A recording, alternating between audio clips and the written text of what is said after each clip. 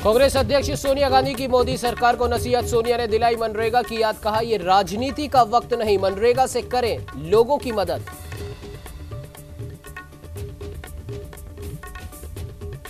राहुल गांधी का अमित शाह पर तंज, सीमा सुरक्षा को लेकर शायराना अंदाज में कहा तंज, कहा सबको मालूम है सीमा की हकीकत।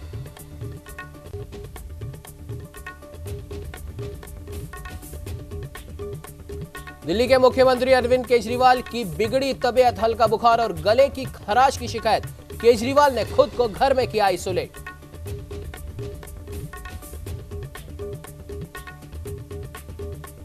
पूरे देश में आज से अनलॉक 1 का दूसरा फेज शुरू। धार्मिक स्थल, मॉल और रेस्तरां खोले गए, कई नियमों का पालन करना जरूरी।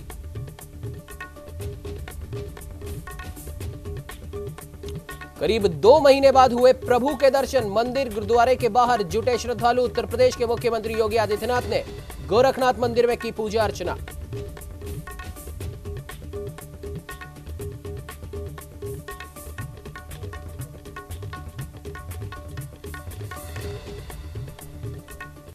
नमस्कार, स्वागत है आपका न्यूज इंडिया में। मैं हूं आपके साथ उमंग माथुर। अब आइए रुक कर लेते हैं इस वक्त की कुछ प्रमुख खबरों की ओर। आपको बता दें कि राजस्थान के दौसा जिले के धनावड़ गांव में एक बार फिर किसानों ने हुंकार भरी और चिपको आंदोलन शुरू किया। इस आंदोलन का नेतृत्व राज्यसभा सांसद डॉक्टर किरोड़ी लाल मीणा और किसान नेता हिम्मत सिंह गुर्जर ने किया। किसान नेताओं की मांग है कि दिल्ली मुंबई एक्सप्रेसवे के लिए अवाप्त की गई जमीन का बाजार भाव से मुआवजा दिया जाए। साथ ही अब अवाप्त की गई जमीन में आई संपत्तियां जैसे मकान और पेड़ पौधों का भी मुआवजा दिया जाए। आपको पता है दिसंबर की कड़ाके की ठंड में किसानों ने भूमि समाधि सत्याग्रह किया था, जिसमें 13 सूत्री मांगों पर सरकार से समझौता हुआ था। किसानों को उचित मुआवजा नहीं दिया जा रहा और किसानों को उचित मुआवजा तो दूर की बात, उसका जो स्ट्रक्चर है, मकान है, पाइपलाइन है, कुआं है, पेड़ है, इसका पैसा नहीं दिया गया। तो हमने आज ये आंदोलन चालू किया है, पेड़ के चिपको, पेड़ के लिपटो और अपना पेड़ बचाओ। इसी बात के लिए आंदोलन था कि जो बाजार मूल्य का निर्धारण नहीं किया सरकार, जो ये अवार्ड बनाया है, वो अवार्ड में हमारा पिछला जो जनवरी में आंदोलन हुआ, 13 सूत्री जो समझौते की पालना नहीं हुई और अभी तक सरकार की तरफ से और या अधिकारियों की तरफ से हमको बार बार मिलते रहे, बार बार सरकार की तरफ से आश्वासन मिलता रहा। चीफ सेक्रेटरी लेवल पर भी बात हुई है, जिला कलेक्टर लेवल पर बात हुई। आज भी उन्होंने यही कहा कि हम आपके लिए कर रहे हैं, लेकिन हमें अब ठोस आश्वासन चाहिए, क्योंकि हमारे पेड़ काटे जा रहे हैं, हमारे जो मकान है उनको तोड़ा जा रहा है और इसका काम चालू कर रखा है। तो ये काम बंद होना चाहिए। जब तक ये काम चालू रहेगा तब तक, क्योंकि हमारे मुआवजा नहीं मिलेगा। इसलिए तो ये आपको बता दें कि लगभग 70 दिन के बाद आज आखिरकार कई जगहों पर मंदिरों के कपाट श्रद्धालुओं के लिए खोल दिए गए, जिसके बाद आज सुबह से ही मंदिर और गुरुद्वारों में श्रद्धालुओं की भीड़ लगने लगी। हरियाणा के अंबाला में भी लंबे समय के बाद प्राचीन शिव मंदिर के कपाट खुले, तो आज के दिन श्रद्धालु लाइन लगाकर भोले बाबा के दर्शन करते नजर आए। तो वहीं सरकार की हिदायतों के बाद मंदिरों में घंटियों को कवर कर दिया गया है और मंदिर के प्रवेश द्वार पर हैंड सैनिटाइजर भी रख दिए गए हैं। हालांकि श्रद्धालु मूर्ति को स्पर्श न करें, इसके लिए अंबाला में मंदिर के पूजा घर के दरवाजे को फिलहाल बंद रखा गया है। बहुत अच्छा लगा है, मंदिर के कपाट खुले हैं, बहुत अच्छा दिल को महसूस हुआ है और बहुत ही अच्छे मन से मतलब दर्शन हुए, भोलेनाथ के दूर से ही हुए पर हुए बहुत अच्छे, मन को बहुत अच्छा लगा। व्यवस्था तो बहुत अच्छी है जी। हम लोटे वगैरह घर से ले हैं, लेकिन जो पहले अच्छा लग रहा था कि ये दरवाज़ा खुला था, सामने से दर्शन हो रहे थे, लेकिन इन्होंने अब बिल्कुल बंद कर दिया, तो दर्शन होने मुश्किल हो गए इस चीज़ की। तो लोटे वगैरह तो हम घर से ही लेके आए हैं, इसीलिए कि हाँ किसी चीज़ को स्पर्श ना हो, मतलब किसी चीज़ को हम स्पर्श ना कर पाएँ। सैनिटाइज़र वगैरह की व्यवस्था भी यहाँ पे बहुत अच्छी की हुई है और हम चाहते हैं कि थोड़ा दर्शन के लिए सामने दरवाज़ा खुले और बेशक अंदर ना जा पाएँ, अंदर कुछ लगा दिया जाए ताकि दूर से ही जल चढ़ा पाएँ वहाँ। बस ਹੁਣ ਅੱਜ ਤੋਂ ਖੁੱਲ ਗਿਆ ਹੈ ਤੇ ਸੰਗਤ ਆਉਣਾ ਸ਼ੁਰੂ ਹੋ ਗਈ ਹੈ ਤੇ ਸਾਰੇ ਇੰਤਜ਼ਾਮ ਕੀਤੇ ਹੋਏ ਹਨ ਉਹਦੀ ਸੇਫਟੀ ਦੇ ਤੇ ਠੀਕ ਹੈਗਾ, ਬਸ ਸਭ ਕੁਝ ਠੀਕ ਚੱਲ ਰਿਹਾ। ਹੁਣ गेट ਤੇ ਸੈਨੀਟਾਈਜੇਸ਼ਨ ਟਨਲ ਵੀ ਲਗਾਈ ਹੋਈ ਹੈ, ਕਿੱਦਾਂ ਇਸਤੇਮਾਲ ਕਰਾ ਰਹੇ ਹੋ? ਉਹ ਲੱਗਿਆ ਹੋਇਆ ਹੈ ਉੱਥੇ ਤੇ ਸੰਗਤ ਜਦੋਂ ਆਉਂਦੀ ਹੈ ਉਹਦੇ ਵਿੱਚੋਂ ਮਤਲਬ ਲੰਘਦੇ ਤੇ ਸੈਨੀਟਾਈਜ਼ਰ ਹੋ ਜਾਂਦਾ ਤੇ ਸੇਫਟੀ। तो वही कोरोना महामारी के बीच सरकार रोडवेज में निजी परमिट देने की तैयारी कर रही है और इसी के विरोध में आज रोडवेज कर्मियों ने बस अड्डा परिसर में जोरदार प्रदर्शन किया। मुख्यमंत्री, उप मुख्यमंत्री एवं प्रशासन के खिलाफ जमकर नारेबाजी की गई और रोडवेज सहित अन्य विभागों में निजीकरण को बढ़ावा देने के आरोप जड़े दिए गए। आपको बता दें कि प्रदर्शनकारियों का कहना था कि रोडवेज विभाग में लंबे समय से सरकार 3519 निजी परमिट देने का प्रयास कर रही है।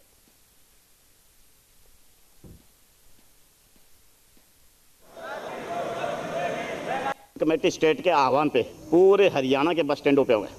ये जो आज 4 तारीख को सरकार ने तालमेल कमेटी को वार्तालाप के लिए बुलाया, जो पीछे 3519 रूट परमिट 2016 कैंसिल करके, जिसमें कोर्ट ने भी कैंसिल कर दिया था और सरकार ने भी एफिडेविट दिया था भी इन परमिटों को कैंसिल किया जाता है, नई कोई पॉलिसी लेके आएंगे। तो तालमेल कमेटी ने उस टाइम भी विरोध किया था कि ये जो नई पॉलिसी है चाहे पुरानी पॉलिसी है, प्राइवेट परमिट किसी भी सूरत में ना ही तो जनता के हित में है, ना ही ये विभाग के हित में है और ना ही कर्मचारी हित में है। पीछे जो 18 दिन की स्ट्राइक चली वो इस बात का सबूत थी। सरकार को चेताने के लिए हरियाणा की जनता को साथ लेके तालमेल कमेटी ने यह बता दिया था कि निजीकरण किसी भी सूरत में ना विभाग हित में और ना ही कर्मचारी हित में। दोबारा से सरकार अब इस महामारी के आड़ में ये जो 3519 रूट परमिट जबकि कोर्ट ने रद्द कर चुकी है, अब ये जो लॉन्ग रूट पे बसें चल रही थी उन रूटों पे ये परमिट देने का मसला बना चुकी है। 4 तारीख को तालमेल कमेटी के परिवहन मंत्री के साथ वार्तालाप हुई थी, तो उसमें मंत्री जी ने स्पेशली ये कहा था कि तारी मांग और मुद्दे मान लेंगे। तो वहीं सिरसा के रोडी क्षेत्र के गांव सुरतिया में डबल मर्डर से सनसनी फैल गई। बताया जा रहा है कि यहां जीजा साले में कहासुनी हुई, जिसके बाद जीजा ने अपने साले को गोली मारकर उसकी हत्या कर दी। उसके बाद मृतक के भाई ने जीजा को कस्सी से काट दिया। मामला जमीनी विवाद से जुड़ा बताया जा रहा है और ये पूरा मामला आपको बता दें कि इसकी जांच पुलिस करने में जुट चुकी है।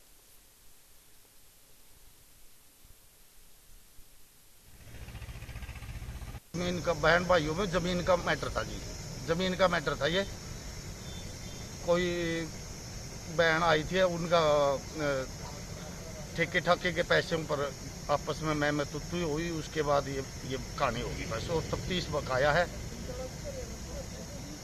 कितने लोगों की डेथ हुई है? कैसे हुई है? दो आपस में साला बनोइया 2 थे, दोनों गुजर गए। कैसे हुई है जी आपस में? कोई फायरिंग हुई है या किसी? फायरिंग भी हुई है और कसिए के साथ भी वार हुए। तो ये आपको बता दें कि राजस्थान का पर्यटन स्थल माउंट आबू में अब एक भी कोरोना पॉजिटिव केस न होने से सुर्खियों में था। तो वहीं आज माउंट आबू में भी कोरोना ने दस्तक दे ही दी। माउंट आबू निवासियों ने हाल ही में निकाह कर माउंट आबू लौटा था, जिसकी सैंपल रिपोर्ट आज पॉजिटिव आई। तो वहीं प्रशासन ने उस क्षेत्र को कंटेनमेंट जोन बनाने की तैयारियां शुरू कर दी हैं।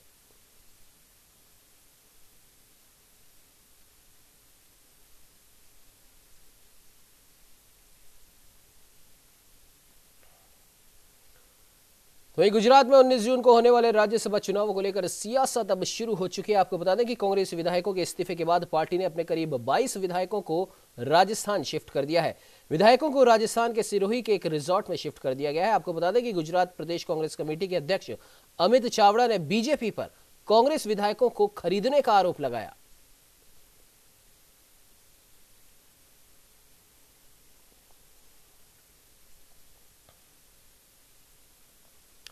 तो वहीं कोरोना के नए मरीजों की हिस्ट्री तलाश करना अब भारी पड़ता जा रहा है। हाल ही में एक बाल अपचारी पॉजिटिव आया, तो उसके संपर्क में आने वाले 3 अलग अलग पुलिस टीमों के सदस्यों को अब क्वारंटाइन करने की तैयारी की जा रही है। बाल अपचारी की स्थिति कुछ गंभीर है, उसे जिला अस्पताल में भर्ती भी करा दिया गया है। दरअसल मामला अजमेर जिले का है, जहां कुछ दिन पहले स्टेट क्राइम ब्रांच की टीम ने एक वाहन से 1000 किलो से भी ज्यादा अफीम और डोडा पोस्त पकड़ा था और इस दौरान एक बाल अपचारी सहित 3 अन्य तस्करों को भी हिरासत में लिया गया था।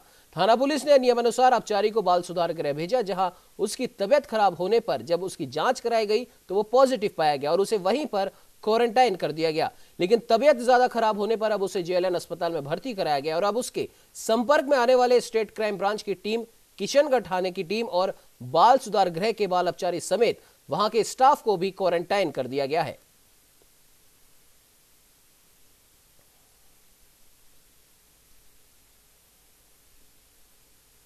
राजधानी जयपुर के सुडाला गोविंदपुरी क्षेत्र में आज सुबह एक नमकीन की फैक्ट्री में अचानक आग लग गई। सूचना के बाद दमकल, सिविल डिफेंस और पुलिस की टीम मौके पर पहुंची, तो वहीं स्थानीय लोगों ने अपने स्तर पर ही पानी डालकर समय रहते आग पर काबू पा लिया।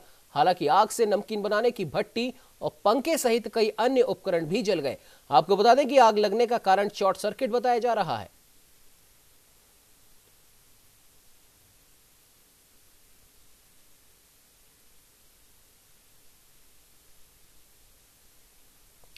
लॉकडाउन के 4 चरणों के बाद अब व्यापारी नफा नुकसान के आकलन में जुटे हैं। कृषकों को राजस्थान सरकार ने मंडियां चालू करके आर्थिक बल देने की कोशिश तो की, लेकिन कुछ किसान ऐसे भी हैं जिनके पेट पर पूरे लॉकडाउन के दौरान ताला ही लगा रहा। इस दौरान फूलों की खेती करने वाले किसान भी खासे चिंतित नजर आए और इसको लेकर किसान फूलचंद धाकड़ का कहना है कि मार्च से लगे इस लॉकडाउन में अब तक कम से कम 5 लाख तक का नुकसान उन्हें झेलना पड़ा।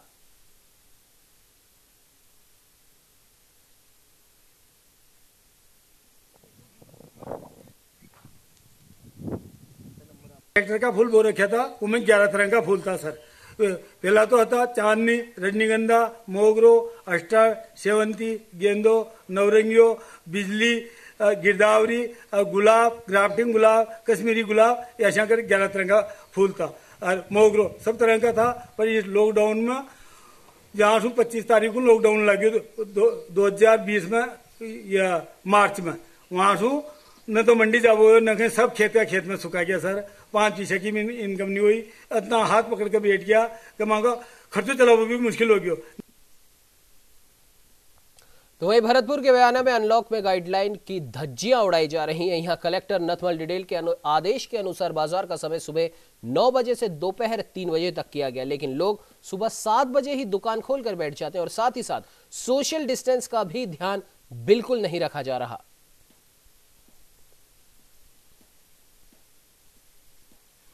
जिला इस वक्त हॉटस्पॉट में है। कोरोना संक्रमण के रोगी दिनों दिन मिल रहे हैं। कल माननीय जिला कलेक्टर महोदय ने प्रेस कॉन्फ्रेंस की और माननीय बैठक ली और आदेश जारी किए। पूरे भरतपुर जिले के लिए साफ साफ आदेश जारी कर दिए गए हैं कि जो भी व्यापारी हैं अपने प्रतिष्ठान रात सुबह 9 बजे से दोपहर 3 बजे तक अपने प्रतिष्ठान खोल सकते हैं।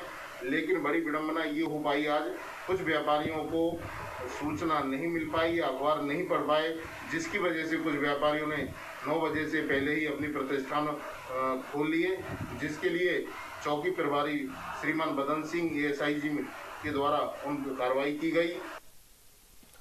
वहीं श्रीगंगानगर के केसरी सिंहपुर में दिन दहाड़े चोरों ने एक घर के ताले तोड़ वहां से नकदी और जेवर पार कर लिए।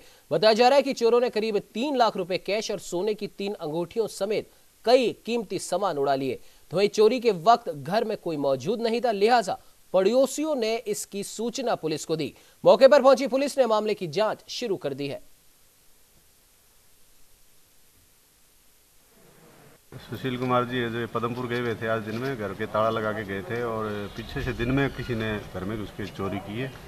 तो उसका मामला दर्ज करके और प्रयास कर रहे हैं। हाँ जी, सारे अपने मुखबिर वगैरह से। क्या कुछ सी सर कुछ अभी देख रहे हैं, सारा सामान अभी देख के बता रहे हैं। अच्छा जी, जो भी अभी आए हैं शाम को।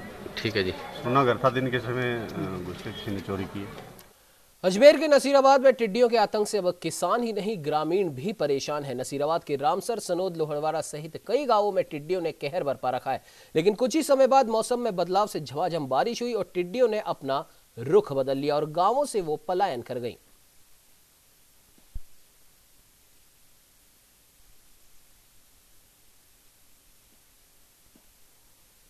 वहीं धर्मनगरी कुरुक्षेत्र में आज से धार्मिक स्थलों के खुलने के बाद लोग मंदिरों गुरुद्वारों में दर्शन करने के लिए पहुंचे। तो वहीं खेल राज्य मंत्री संदीप सिंह ने ऐतिहासिक छठी पातशाही गुरुद्वारे में माथा टेका और अरदास की। हालांकि मंदिरों में पहले दिन अपेक्षाकृत कम ही लोग पहुंचे और इस दौरान खेल एवं राज्य मंत्री संदीप सिंह ने कहा कि बहुत अच्छी बात है कि दोबारा से धार्मिक स्थल खुले हैं। गुरुद्वारे, मंदिर, दरगाह, मस्जिद, जिसमें आप सोशल डिस्टेंस को मेंटेन रखते हुए परिवार के साथ पूजा अर्चना कर सकते हैं।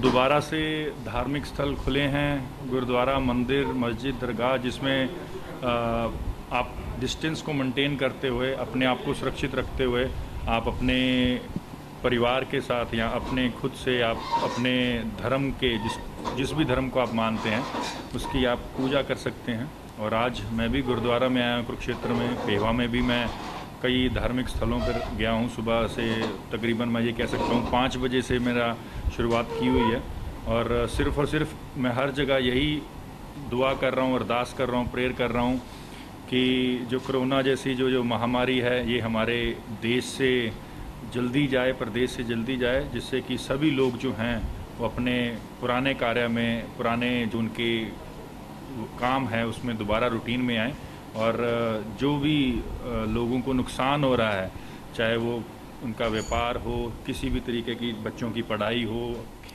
सरकारी विभागों के आपसी तालमेल के अभाव में आपको बता दें कि करोड़ों रुपए के सरकारी नुकसान का एक मामला जैसलमेर में सामने आया, जहां पर विद्युत विभाग की ओर से 22 करोड़ रुपए की लागत से 132 केवी के एक जीएसएस का निर्माण कार्य शुरू हो चुका है। लेकिन निर्माण से पहले विद्युत विभाग की ओर से इलाके के वन विभाग के एनओसी नहीं लिए जाने के कारण वन विभाग ने तत्काल काम पर रोक लगा दी और कहा कि राजी पक्षी गोडावण के विचरण क्षेत्र में विद्युत विभाग बिजली हाई टेंशन लाइनें लगाएगा, जो कि गोडावण की जान के लिए खतरा साबित हो सकता है। ऐसे में अब दोनों विभागों की खींचतान के चलते मौके पर काम रुका हुआ है और सरकारी पैसों के खर्च पर सवाल खड़े हो रहे हैं।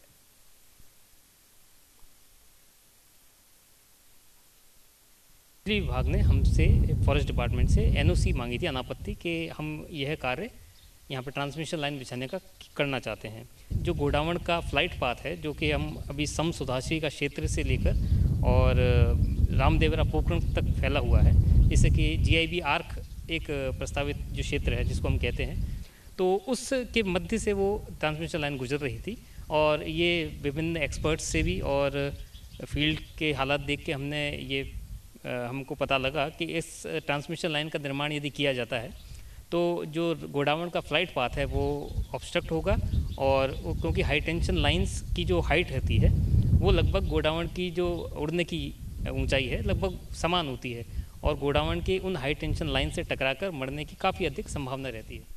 तो वहीं श्री डूंगरगढ़ तहसील के मोमासर गांव में कोविड-19 की जांच के लिए बीकानेर पीबीएम अस्पताल से स्वास्थ्य कर्मियों का एक दल पहुंचा, जहां उन्होंने गांव में बाहर से आए लोगों के कोरोना सैंपल लिए।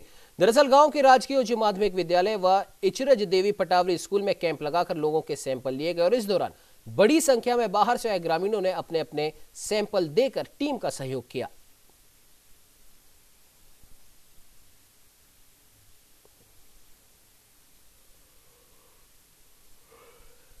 वहीं राजस्थान के पुष्कर में पिछले करीब 2 महीने से होटल में फंसे विदेशी पर्यटक अब लॉकडाउन में मिली छूट का मजाक बनाते दिखाई देने लगे हैं। रविवार शाम ऐसा ही एक नजारा सरोवर के जयपुर घाट पर देखने को मिला, जहां अलग अलग होटल से पहुंचे पर्यटकों ने सभी नियमों का उल्लंघन करते हुए भीड़ इकट्ठी कर ली, बल्कि सोशल डिस्टेंसिंग की भी जमकर धज्जियां उड़ाई गई। आपको बता दें कि इन विदेशी पर्यटकों को स्थानीय लोगों ने ऐसा करने से रोका, लेकिन पर्यटक अपनी जिद पर अड़े रहे और प्रशासन वहां मूक बना रहा।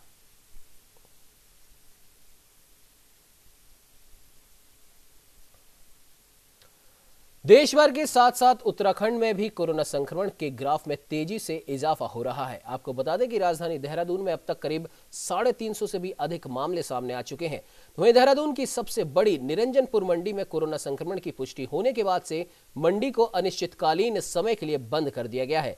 इस दौरान फल और सब्जियों की किस तरह से सप्लाई की जा रही है, इसी को लेकर न्यूज इंडिया संवाददाता अशोक कुमार ने मंडी अध्यक्ष राजेश शर्मा से खास बातचीत की। चलते चलते आइए आपको भी दिखाते हैं राजेश शर्मा से न्यूज इंडिया संवाददाता की ये खास बातचीत। पूरे देश के साथ साथ उत्तराखंड राज्य में कोरोना संक्रमण का आंकड़ा लगातार तेजी से बढ़ता ही जा रहा है। अगर राजधानी देहरादून की बात करें तो 350 से अधिक मामले अब तक सामने आ चुके हैं, जिसके बाद से राजधानी देहरादून की निरंजनपुर मंडी में कोरोना संक्रमण की पुष्टि के बाद से जो मंडी है उसको अनिश्चितकाल समय के लिए बंद कर दिया गया है। इसी पर बात करने के लिए मंडी अध्यक्ष राजेश शर्मा जी इस वक्त हमारे साथ मौजूद है। सीधे चलते हैं, उनसे बात करते हैं। अध्यक्ष जी, आपसे जानना चाहेंगे, जिस तरह से आड़ती में कोरोना संक्रमण की पुष्टि के बाद से मंडी को अनिश्चितकाल समय के लिए बंद कर दिया गया है, तो इस दौरान किस तरह से फल और सब्जियों की सप्लाई हो पा रही है?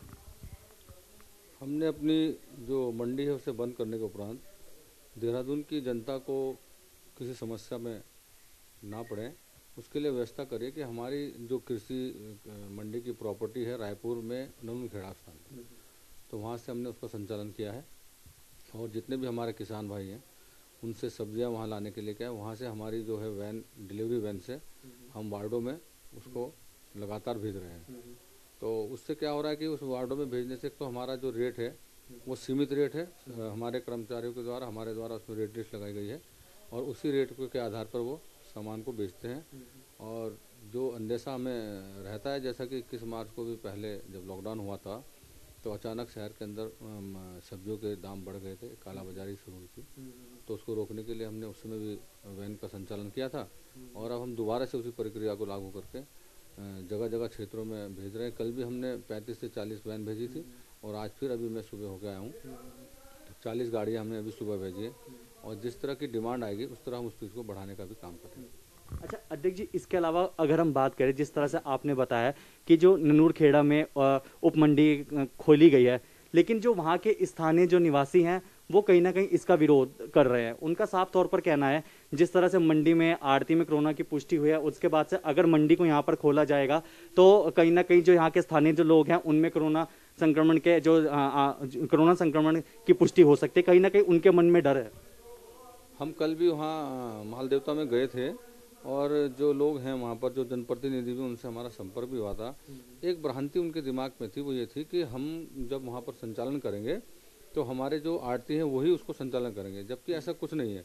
हमने आड़तियों को तो आदेश शासन के द्वारा भी किया गया है कि वो होम क्वारंटाइन रहेंगे और जो भी संचालन करेगी वो हमारी मंडी समिति के जो हमारे कर्मचारी हैं, अधिकारी हैं, उनके नेतृत्व में संचालन किया जाएगा। तो जब हमने उनके सामने बात रखी तो हमारे जो क्षेत्र के लोग थे वो संतुष्ट भी हुए और हमने उनको ये भी कहा कि पहली प्राथमिकता आप लोगों को दी जाएगी। यदि आप में से भी कोई व्यक्ति काम करना चाहता है तो वो हमारे पास आए और लोकल जो लोग हैं उनको पहले प्राथमिकता देकर उन्हीं के आधार पर हम वहाँ से सप्लाई चलाना चाहते हैं। इसके अलावा अगर हम मंडी की बात करें तो मंडी में जिस तरह से दिशा निर्देश आपके द्वारा लगातार जारी किए, जब से कोरोना महामारी आई है उसके बाद से लगातार आप निरीक्षण करते रहे, लगातार आपने वहाँ के जो फुटकर विक्रेता है, आड़ती है, उनको दिशा निर्देश जारी की आपने दिए, मास्क लगाने की भी आपने वहाँ पर बात कही, सोशल डिस्टेंसिंग का पालन करने के लिए भी आपने कही, लेकिन बाकायदा इसके बावजूद जो वहाँ पर काम करने वाले जो आड़ती हैं, फुटकर विक्रेता है, कहीं ना कहीं उन्होंने नियमों का उल्लंघन करते हुए देखा है। बावजूद आपने उसके ये बात भी कही, 1000 रुपये का आपने जुर्माना भी रखा, लेकिन बावजूद इसके कहीं ना कहीं उल्लंघन होते देखा गया। हमने हर तरह के प्रयास किए, जैसे कि आपने कहा है, हमने जुर्माना भी किया है, हमने सैनिटाइज भी वितरण किया है, हमने मास्क के लिए भी आदेश किए हैं। उसके बाद भी जब आड़तियों ने थोड़ा सा कहीं ना कहीं मिस्टेक करी है तो उसको संभालने के लिए भी हमने लगातार प्रयास किए हैं और उन प्रयासों में पूर्ण रूप से नहीं कह सकते लेकिन काफ़ी अधिक मात्रा में हम सफल भी हुए हैं। अच्छा, अगर हम गाड़ियों की बात करें, पहले जब मंडी खोली हुई थी तो बाहर जब गाड़ियां जाती थी सब्जियों के लिए तो 20 गाड़ियां जाया करती थी अलग अलग जगहों पर सब्जियों के लिए। अब कितनी गाड़ियां इस दौरान जा रही हैं और रोजाना कितनी सप्लाई इस दौरान हो पाती है? हमने कल ही ये प्रक्रिया शुरू की थी, तो कल हमने 25 गाड़ी वार्डों में भेजी थी, तो पर गाड़ी में हमारी लगभग 6 से 7 कुंटल सब्जी होती है। तो गाड़ियां जब वापस आई तो सारी की सारी पूरी सब्जियां बिक के मतलब खाली होकर आई है, कोई सब्जी शेष बची नहीं, तो उससे नुकसान नहीं हो। तो आज फिर हम सुबह अपने ननूरखेड़ा मंडी में जब गए तो मैंने दोबारा आदेश किया उनको कि कल से आप जो है गाड़ियों की संख्या बढ़ाएंगे और लगभग 50 से ऊपर गाड़ियाँ कल हम दोबारा से फिर क्षेत्रों में भेजने का प्रयास करेंगे। और इसके साथ साथ मैं आज निरीक्षण पे फिर और जगह भी निकला था जो क्षेत्रों में हमारी छोटी छोटी मंडी है, जैसे 6 नंबर पुलिया पे मंडी है, धर्मपुर में मंडी है, LIC बिल्डिंग के पास मंडी है। वहाँ तो हमने रेटों की भी जांच करी तो ऐसा कुछ हमें पाया नहीं गया कि रेटों में कहीं वृद्धि हो रही हो। और आज मैंने अपने इंस्पेक्टर जो हमारे जो सर्किल के इंस्पेक्टर उनको भी आदेश किया है कि आप भी अपने स्तर पर एक गाड़ी लेकर के क्षेत्रों में घूमें, काला बाजारी और ओवर रेटिंग अगर कहीं पाई जाएगी तो उसके खिलाफ भी हम कार्रवाई करेंगे।